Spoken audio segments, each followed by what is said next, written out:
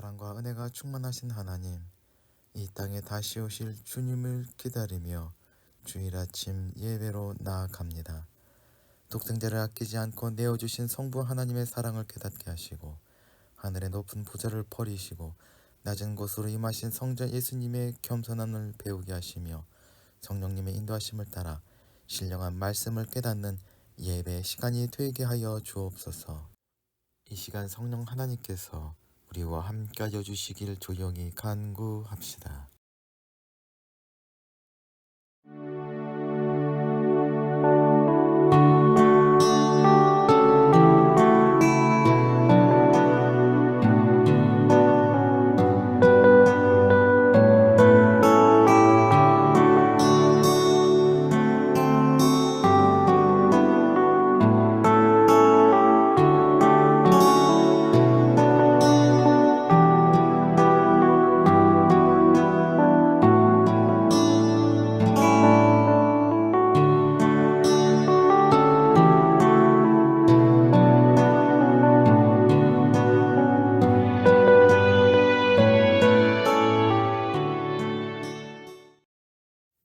은혜와 사랑이 충만하신 하나님, 모든 만물을 창조하시고 보존하시는 아버지 하나님을 찬양합니다. 저에게 거룩한 주일을 통해 하나님을 기억하고 경배하게 하심을 또한 감사드립니다. 거룩한고 복된 주일, 주님의 얼굴을 배웁니다. 온 마음과 정성을 다해 주님을 경배할 수 있도록 인도하여 주시옵소서. 하나님께만 기쁨이 되는 예배가 되기를 원합니다. 자비로우신 아버지 하나님, 저희 죄를 고백합니다. 하나님과 이웃에게 지은 모든 죄를 용서하여 주시옵소서. 무가치한 말과 더러운 행실로 주님의 영광을 가렸으며 하나님의 이름을 욕되게 하는 자리에 머물 때가 많았습니다. 이웃과의 관계 속에서는 작은 욕심을 위하여 다투고 미워하였습니다. 저희에게 잘못한 사람에게는 관용을 베풀지 못하였습니다. 주님, 하나님을 사랑하지 못하고 이웃을 내 몸처럼 아끼지 못하며 살았던 허물을 내어 놓사오니 용서하여 주옵소서. 이 나라를 위해 기도합니다. 주님께 드리는 기도로 시작된 대한민국을 지금까지 인도하시고 보호해 주신 하나님, 먼저 이 땅의 교회들이 주님께서 주신 사명 다함으로 세상의 소금이 되게 하시고 세상의 빛을 비추게 하는데 신실하게 하옵소서. 각계각층에 자리 잡고 있는 그리스도인의 선한 영향력을 통하여 세상 사람들이 오로지 하나님 아버지께 영광 돌리게 하는데 온 힘을 기울이게 되길 간절히 기도합니다. 이 땅의 백성들을 위해 또한 기도합니다. 급격한 물가 상승과 치솟는 금리로 경기가 침체되며 가계와 기업의 어려움이 가중되고 있습니다. 북한 정권의 핵과 미사일 협박, 자국의 경제적 이익만을 탐하는 이웃 나라들의 횡포가 극심해지고 있음에도 여전히 정치권은 정쟁에 휩싸여 있습니다. 위기를 기회로 만드시는 하나님의 은혜와 절망을 희망으로 바꾸시는 하나님을 바라보며 기도합니다. 대통령을 비롯한 정치, 경제, 사회 각계의 지도자들에게 하나님을 경외하며 말씀에 의지하여 기도하는 가운데 이 난국을 타개할 수 있는 지혜와 명철을 허락하여 주시옵소서. 그리하여 모든 문제가 해결되고 어려운 경제 상황이 혼돈될 수 있는 은혜를 허락하여 주시옵소서. 이한 공동체를 사랑하시는 주님, 이 시간 이한 공동체 식구들이 주님 앞에 예배 드릴 때 성령님이 각각의 심령들 가운데 충만하게 하시고 하늘의 평화와 기쁨으로 넘치게 하여 주옵소서. 이한 공동체 식구들의 간절한 기도를 기억하여 주시옵소서. 가정과 하는 일과 학원마다 간과하는 기도를 들으시고 응답하여 주옵소서. 말씀을 따라 사는 삶을 살아가게 하시고 하나님께 감사하며 생활하는 성도들이 되게 하여 주시옵소서. 이 땅을 향하신 하나님의 은혜를 세우기 위해 준비되고 있는 교회가 목사님 네 분 그리고 함께하는 성도님들을 통하여서 이 땅에 드러나게 하여 주옵소서. 아울러 주호군도 주님께서 지켜주시사 그 마음을 강하게 하시고 하늘의 치유가 그 삶 가운데 나타나게 하여 주옵소서. 세워주신 문봉제 방서를 지켜주시고 나아가는 길을 열어주시사 찾아오는 손님들에게 생명을 나누는 가게로 든든히 세워져 가게 하여 주시옵소서. 우리를 사랑하시는 구주 예수 그리스도의 이름으로 기도하옵나이다. 아멘.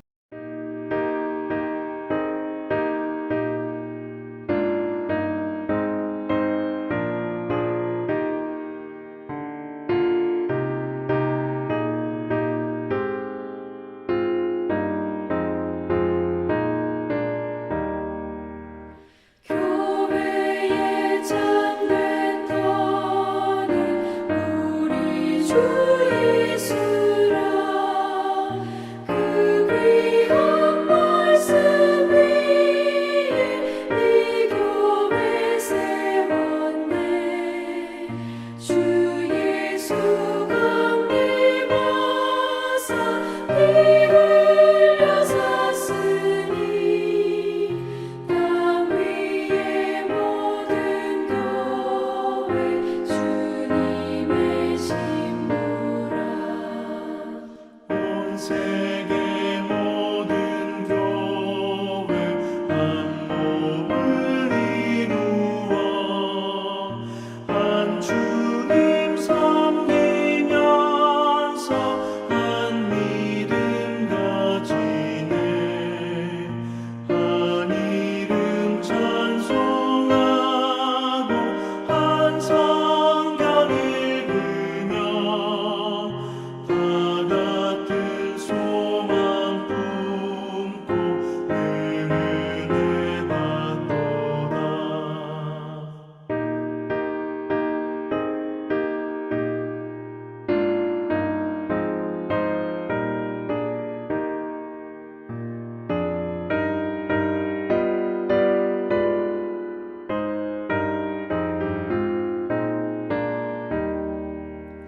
땅 위의 모든 교회 주 안에 있어서 하늘의 성도들과 한 몸을 이루네.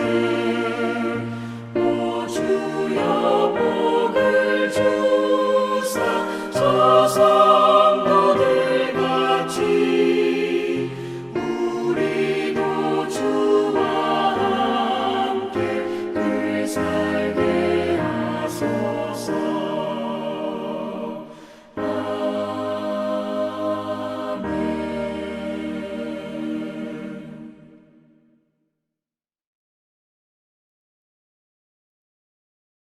오늘 우리에게 주시는 하나님의 말씀은 마태복음 25장 31절부터 46절까지의 말씀입니다.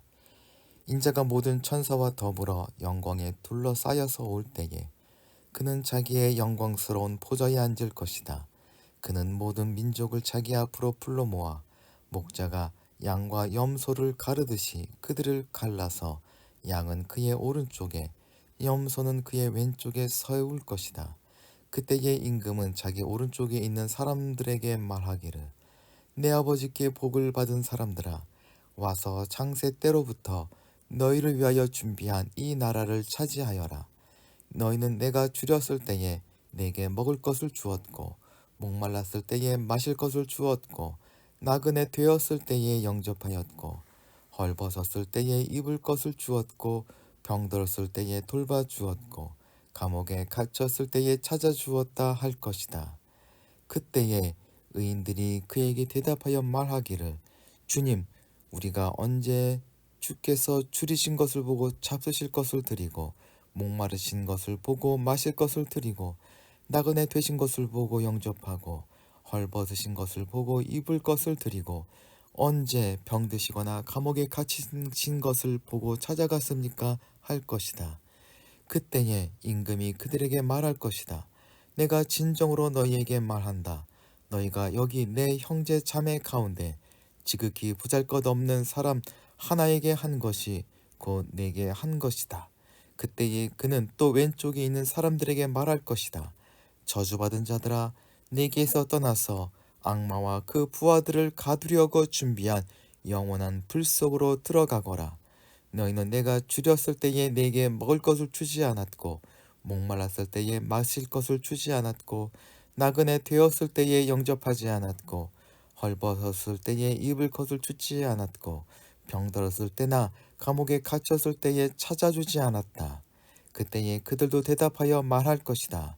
주님, 우리가 언제 주께서 굶주리신 것이나 목마르신 것이나 나그네 되신 것이나 헐벗으신 것이나 병드신 것이나 감옥에 갇히신 것을 보고도 돌보아 드리지 않았다는 것입니까? 그때에 임금은 대답하기를 내가 진정으로 너희에게 말한다.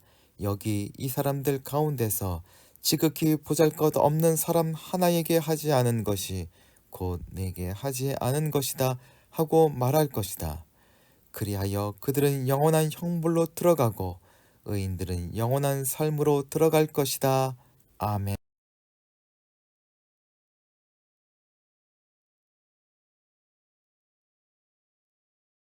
오늘은 교회력상 마지막 주일입니다. 다음 주부터 대림절을 시작으로 새로운 교회력이 시작됩니다. 교회력의 마지막 주일은 성령 강림절 마지막 주일이기도 하면서 왕국주일 혹은 왕 대신 그리스도 주일이라 불립니다. 이처럼 기독교는 전통적으로 예수님을 하나님을 왕이라고 고백해 왔습니다. 오늘은 그리스도의 왕권을 기념하는 주일, 예수님을 왕으로 고백하는 왕국 주일로서 왕으로 다시 오실 주님을 기다린다는 것이 신앙생활에서 어떤 의미인지 돌아보도록 합시다. 천문학을 비롯한 과학의 발달로 인해 사람들은 별에도 수명이 있음을 알게 되었습니다. 그러자 자연스럽게도 지구에도 종말이 있을까라는 질문을 하게 됩니다. 과학자들은 태양의 에너지를 공급하는 수소가 바닥나며 그로 인해 핵 융합이 끝나게 될 때 태양은 적색 거성으로 변하면서 팽창한다 예상합니다. 커져가는 태양으로 말미암아 지구 온도는 700도까지 올라가 바다도 사라지고 생명이 살 수 없는 환경이 될 것이라 추측합니다. 이것을 지구의 서식 수명이 끝났다라고 한다 합니다. 어떤 천체학자들은 그 시간이 40억 년가량 남았다고 하고 어떤 이는 17억 년 남았다고 주장합니다. 이와 달리 세계적인 천체 물리학자인 스티브 호킹은 서행성 충돌과 인구 증가, 기후 변화 등으로 인하여 인간이 더 이상 지구에 살 수 없게 될 것이라 말합니다. 그는 30년 안에 지구를 떠나야 할 시간이 올 것이라 말합니다. 아울러 지구가 사람이 살기 어려울 정도로 파괴되는 건 시간 문제라며 화성과 달에 식민지를 세우고 그곳에 노아의 방주처럼 보관시설을 세워 지구의 동식물의 종을 보존해야 한다 주장합니다.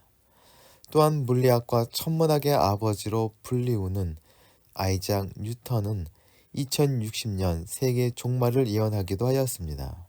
이와 비교해서 성경은 우리에게 종말을 어떻게 이야기하고 있는지 말씀을 통해서 살펴보도록 합시다. 예수님께서는 이 땅에 오셔서 제자들과 우리들에게 하나님 나라에 대해서 가르쳐 주셨습니다. 하나님 나라는 이 땅에서 이루어져가는 속성을 가진 동시에 우리에게 다가오기도 합니다.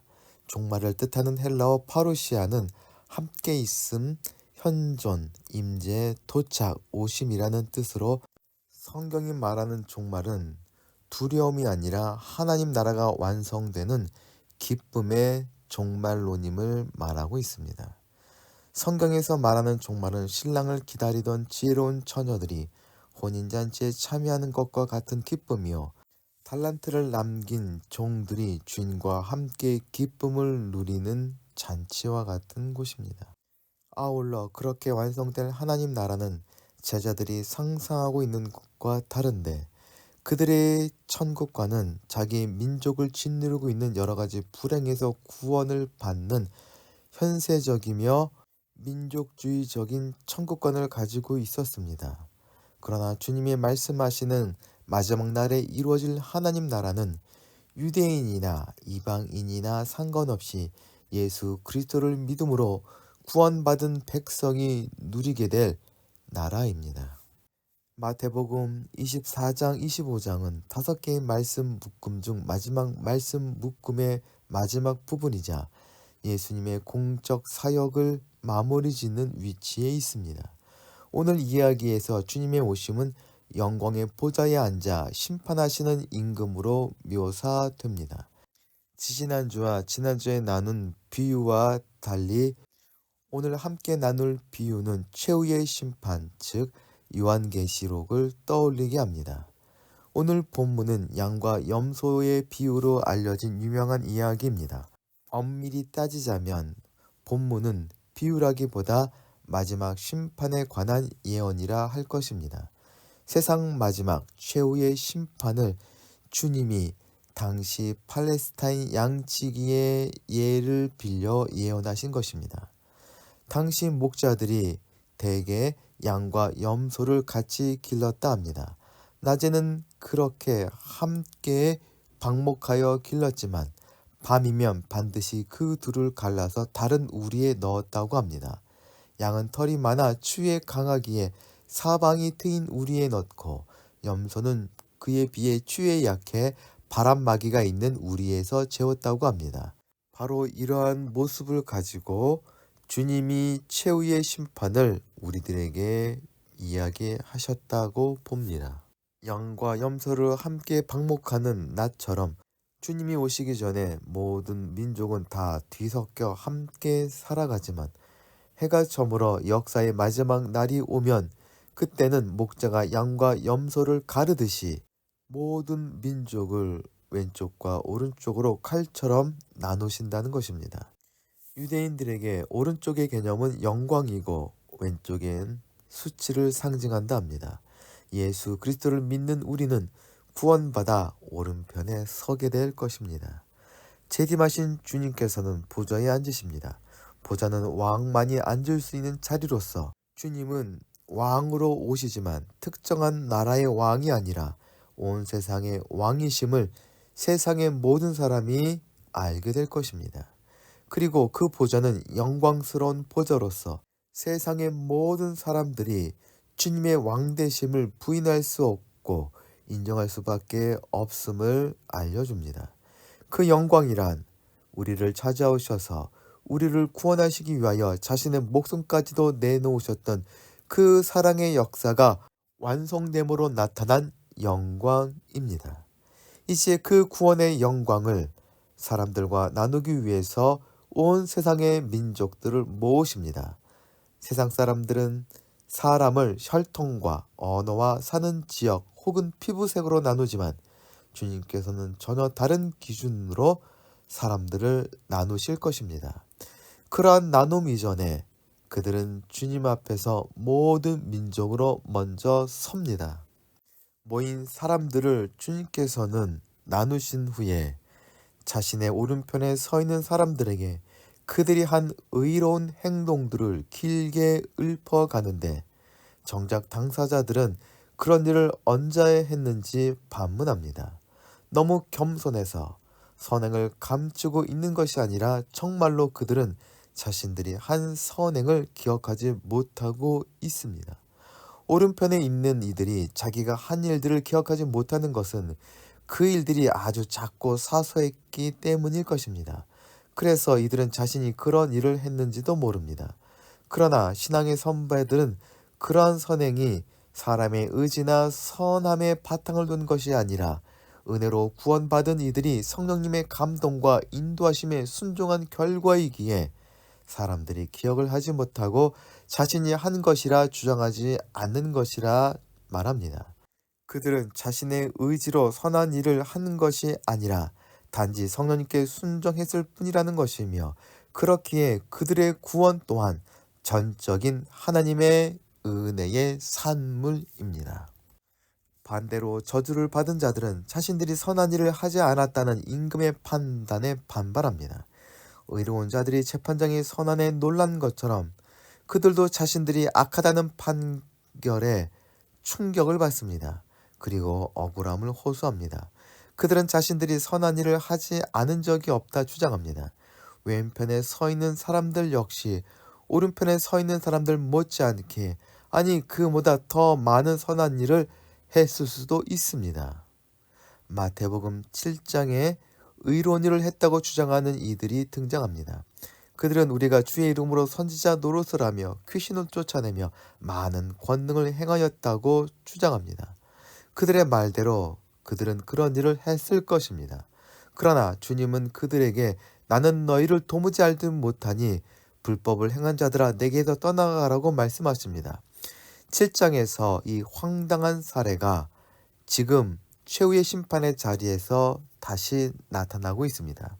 그러나 우리가 분명히 알아야 될 것은 그들이 한 모든 일들은 성령님의 지시하심과 인도하심과 전혀 상관없는 일들로서 자신의 이익이나 만족을 위한 위선에 불과한 것이었습니다. 겉으로는 착한 일처럼 보일지 모르겠으나 그들의 심중과 의도로 말미암아 결국 악한 결과를 만들 뿐입니다. 그 대표적인 모습이 바리새인과 사두개인들의 모습입니다. 임금으로 다시 오실 주님은 현재를 살아가는 우리에게 상관없는 분이 또한 아닙니다. 오늘 비유를 통해서 주님은 당신의 제자된 우리들에게 더 크고 깊은 소망을 말씀해주고 계십니다. 최후의 심판은 양과 염소를 가르는 결정이며 그래서 양과 염소와 같은 사람들만 등장하는 것으로 보이지만 오늘 이야기에는 세 번째 부류가 보입니다. 그들은 주님께서 내 형제들이라고 부르시는 이들입니다. 마태복음에서 형제란 신앙 공동체 하는 이들로서 제자된 우리를 의미합니다. 예수님께서는 자신을 형제 중 지극히 작은 자들과 동일하게 여기십니다. 지극히 작은 자들의 모습은 줄이고 목마르고 나그네 되었고 헐벗었고 병들었고 옥에 갇힌 이들로 묘사됩니다. 예수님께서는 이 땅에 오셨을 때 그렇게 지극히 작은 자들 곁으로 오셨고 그들을 위해서 사역하셨습니다. 그리고 마침내 줄이고 목마르고 헐벗고 갇힌 사람이 되어 십자가에 달려 죽으셨습니다. 그리고 그러한 예수님의 이야기가 오늘 본문에 뒤이어 26장, 27장에 나오게 됩니다. 아울러 마태복음 마지막에 예수님께서는 제자들을 온 세상으로 파송하시는데 그들은 복음을 전파함으로 세상 사람들을 구원하는 사역이 있어서 지극히 작은 자들이 될 것입니다. 즉 지극히 작은 자들이란 우리가 도와야 될 사람들을 넘어 주님께 사명을 받은 제자된 그리스도인 된 우리를 가리키는 이름인 것입니다.